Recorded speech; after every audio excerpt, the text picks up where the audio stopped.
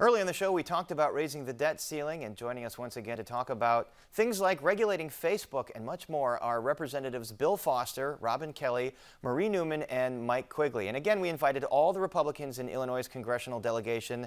None accepted our invitation tonight.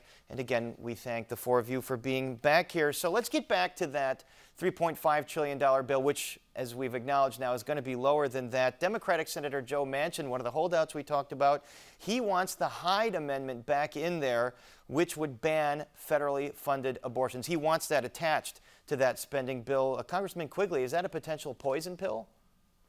Look, I think there's any number of poison pills, and I think he has to recognize he has a responsibility. This isn't just all the good things that are in this measure. You know, the greatest expense on public infrastructure and human infrastructure in our lifetimes, and to risk it with poison pills now, it also risks, you know, the Biden agenda, which is more important, frankly, than, you know, his own office and his election security. Well, although the senator has said that he's not going to budge on that, Congresswoman Newman, if the Hyde Amendment meant that Democrats would get wins on these other priorities like the child tax credits and community college and climate change provisions, would you take that deal? Well, let's remember, the Hyde Amendment has no business in this. It's not just a poison pill. It's not germane in any way to anything in the reconciliation package or the Build Back Better package. So it's ridiculous for him to assume that it can go in there. There's any number of procedurals that we can work with to make sure that it doesn't go back in there. And the Hyde Amendment is already law. So it's like doing a double down, which is just ridiculous. So this shenanigan, I don't think will move forward. Congresswoman Kelly, is that something that could stall the budget bill in the House? I think it might stall it. It could stall it, but I think that people will see it as a poison pill and just really a detour to where we're trying to get. But again, I think that, you know, as Congresswoman Newman said, it's not even germane, so why is he doing this? But I just think it's a slow down tactic for him, but in the House, we'll get over that. And Congressman Foster, we've talked about the two senators, Manchin and Sinema, Manchin mentioning there what he wants. Is it clear to you what Senator Sinema sees as priorities in that social spending bill? It's less clear. You know, I served with Kirsten for several years on the Financial Services Committee. And it was interesting the different rationales she used from time to time for some of the different positions she took. And so I found that not just for Senator Sinema, but trying to psychoanalyze the Senate generally is not a winning game. So I think you just have to treat it like a black box and hope that in this case, the black box produces a result that's right for the American people. All right, well, it looks like there's a little psychoanalyzing going on of Facebook right now. The whistleblower appeared on Capitol Hill, continuing her testimony that she believes the company has put profits ahead of regulating hate and disinformation on its platform, and it is proving to be a threat to democracy. She says the company won't regulate itself adequately. Congressman Quigley, what exactly can Congress do to regulate this social media giant? Sure. Look, I think one of the things that was striking and hopeful today was the fact there was bipartisan concern about all of those issues. The Judiciary Committee's been looking at this for over 2 years. There's legislation that addresses it.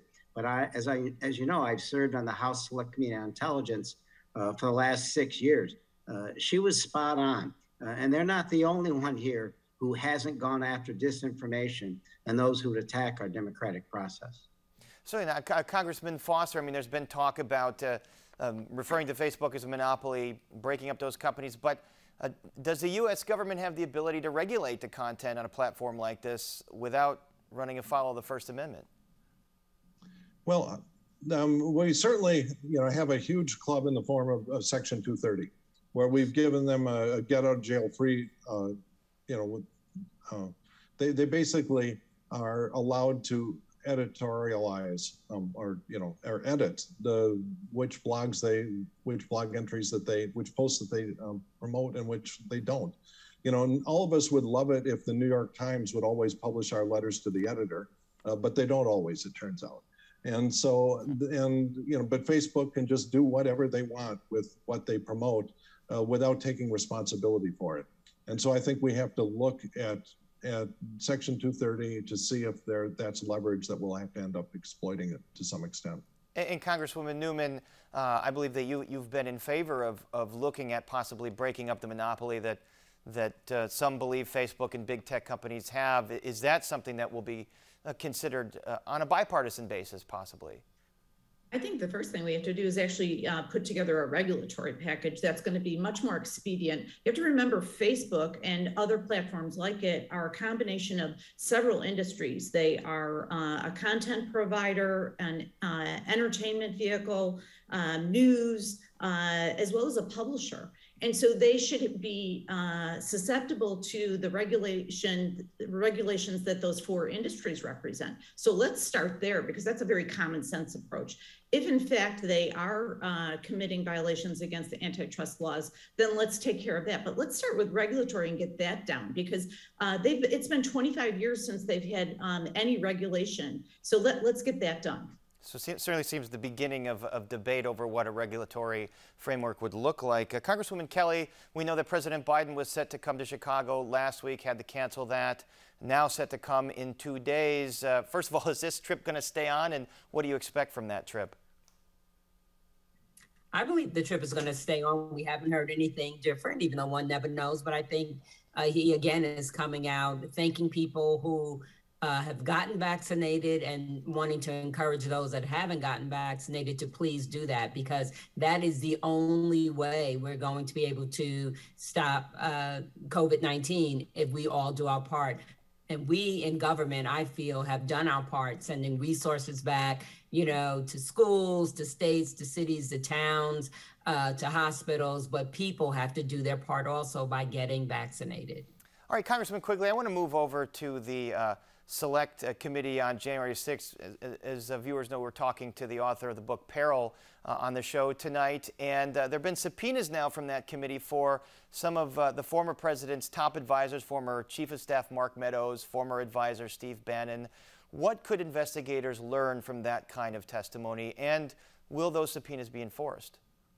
Look, that's a great question at the end. Will those subpoenas be enforced? I mean, the great failure of the Mueller investigation and what Congress attempted to do during the Trump administration was to get our subpoenas answered and get people to testify and to answer our questions. This is a real challenge for Congress to enforce its powers. I believe they will be, but it is not going to be easy. None of these folks are going to come and tell us what that conversation was like between Leader McCarthy and President Trump. All right, so that might be a stare down amid this other stare down with the debt ceiling, and we'll continue to follow where these negotiations and these talks go over the next several weeks. But for now, our thanks to Representatives Bill Foster, Robin Kelly, Marie Newman, and Mike Quigley. Thank you so much. Thank you. Thank you. Thank you.